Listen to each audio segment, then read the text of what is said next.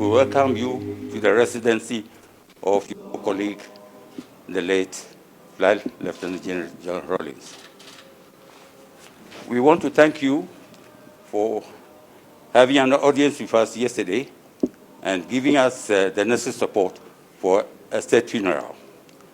The family has been meeting and making plans towards the funeral, and we will get you posted about all the arrangements we are making. You're welcome. Former First Lady, members of the family of President Rawlings,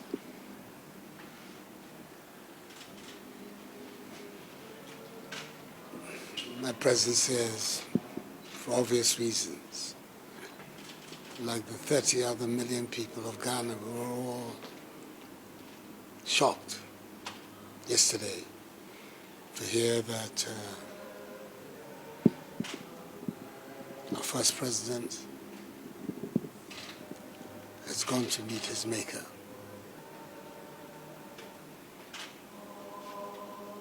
I found it so difficult to believe that the man I knew was a very dynamic, energetic, vital human being is today a corpse. But then it's an experience that will come to each one of us in our turn. The Almighty's own choosing. It's not our choosing, it is of His. So when I heard the news, I had the Chief of Staff make contact with you to let you know that who he was, the position that he occupied in our nation, and his contribution to our country, his development and history, his obsequies, his departure, has to be the responsibility of the Ghanaian nation. They are going to be writing volumes and volumes about his contribution to Ghana. Whatever be the case, his passage at the leadership of our nation will not be forgotten. So I let the Chief of Staff indicate to you that I felt it was also appropriate that the formal announcement of his death be that of the responsibility of the President. And it's on that basis that I announced to the country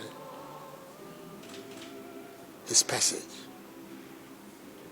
In the evening, you sent a delegation involving Colonel Abutui, Aguji, your eldest of your children, and the others to come and officially inform me of it.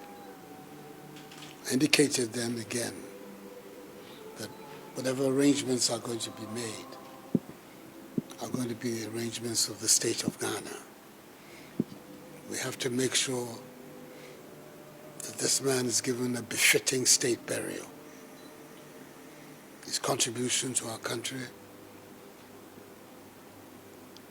is enormous, many, many, many grounds. And our nation must show its true appreciation of his work and output here in Ghana. So, amongst the Chief of Staff to liaise with whoever you designate for us to start to think about how to go forward on his burial. But in the meantime, it's important that we should come here and express to you, to your children, to his family, deep condolences on what has taken place so suddenly. That's the part that is so difficult to assimilate, that it has come out of the blue, that he's left us. You have to know that this time you're definitely not alone. Lots and lots of people in Ghana who will share your grief with you. all of us do our best to make sure that we're able to go through this passage as painlessly as possible. It will not be painless, but as painlessly as possible. So I came here this morning just to express to you a personal condolence about what has happened, and once again to reassure you that the Ghanaian government is going to be right with you in making sure that your husband is given a fitting send-off and farewell. So this is the purpose of my visit here.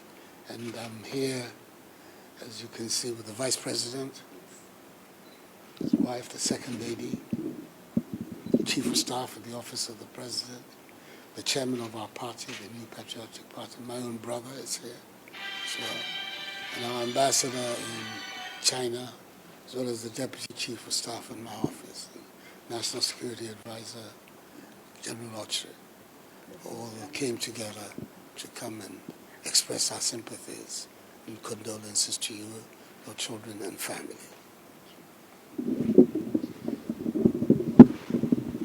On behalf of Her Excellency Nana Akufo-Addo Rawlings, the widow of His Excellency Flight Lieutenant Jerry John Rawlings, and the family, I stand here to thank you and your delegation for this show of support and for the immense honor done to His Excellency by ensuring that he will be recognized by a full state burial, and also the extension of all protocols and courtesies to the family to ensure that we honor his memory as a result. Indeed, this was unexpected.